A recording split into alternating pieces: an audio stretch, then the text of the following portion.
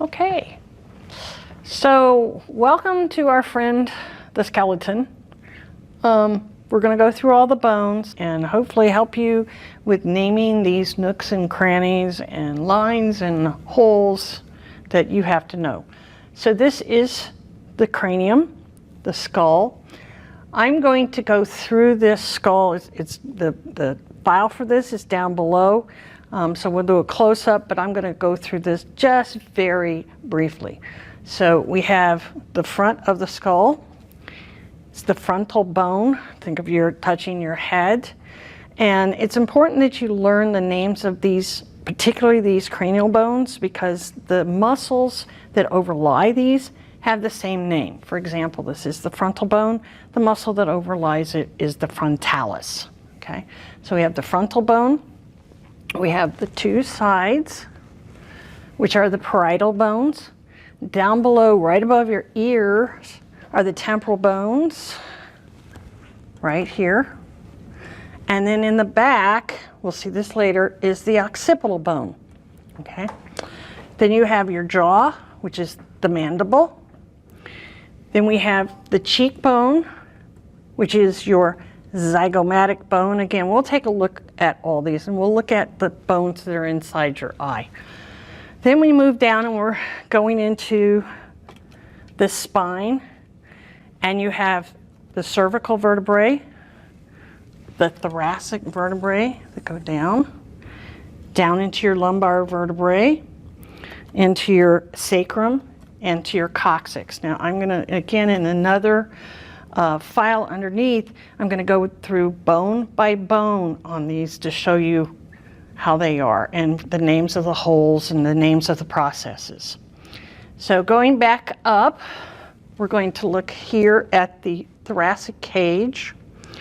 All right, and we have our collarbone, okay, the clavicle, and that's going to come over here and touch basically what's going to be your shoulder, okay? And we're going to talk about that joint. But you have your clavicle, and in your thoracic cage you have the sternum. Let me turn this a little bit better for you. Sternum, which is made up of three pieces. Your manubrium, which is the top. Then you have the body of the sternum. And then you have the little process down here, which is the xiphoid process. If you take CPR, they always tell you to feel for that. And then we have our ribs. We have the true ribs, which, let me see, I'll do it this way. The true ribs, right here, and then your false ribs. The difference between this is the true ribs, the cartilage, which is called costal cartilage, articulates directly with or touches directly with the sternum. So these directly with the sternum. Then you move into these lower bones, these lower ribs, and this cartilage is articulating with this cartilage. So it's not a direct articulation. So those are called false ribs. And then we have the two little floaters down here that don't have any costal cartilage, and they are called floating ribs. Okay? All right, so let's move to our arm and take a look at this guy.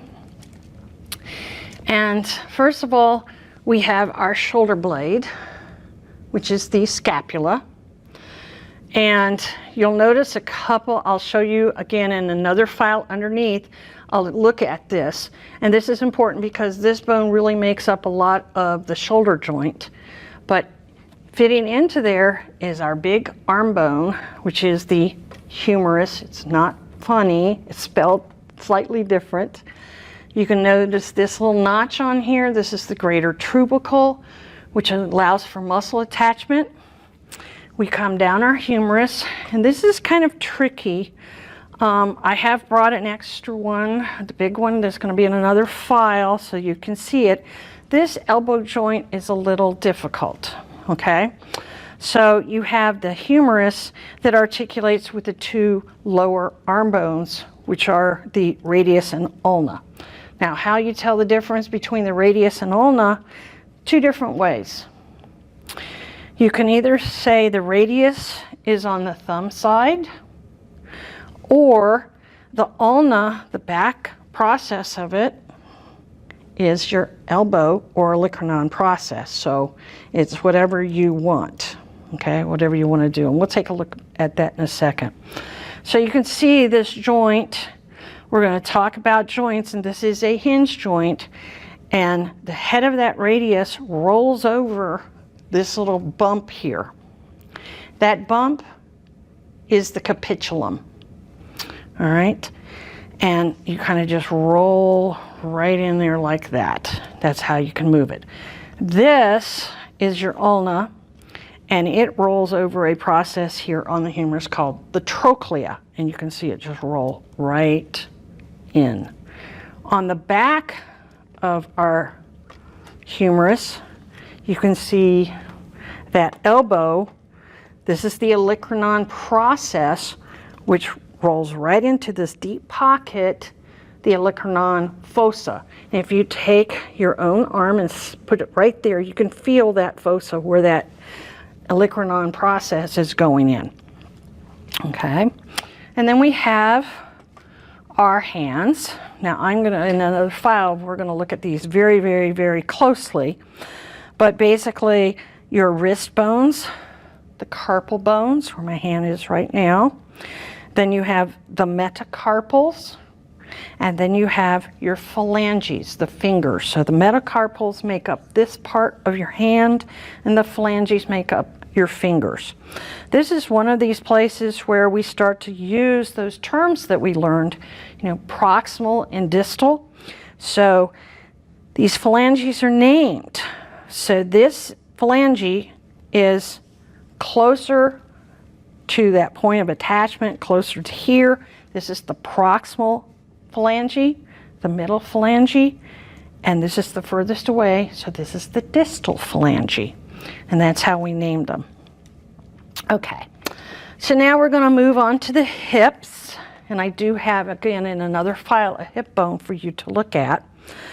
But the hip bone, the major piece of the hip bone, is the ilium. Let me see if I can get this so you can see this. And you can see this, if you put your hands on your hips, this is the iliac crest. And this is the ilium. And again, we're going to take a look in the file below. We're going to take a very close look at this. But I wanted you to notice that your leg bone, your femur, is fitting into this bone. These are ball and socket joints, and you can see that ball. And this is what we call the acetabulum, and this is the head of the femur that fits in there. Okay. And of course, this is the femur. I'll see if I can bring his leg up a little bit for you. And we have our kneecap, which is the patella.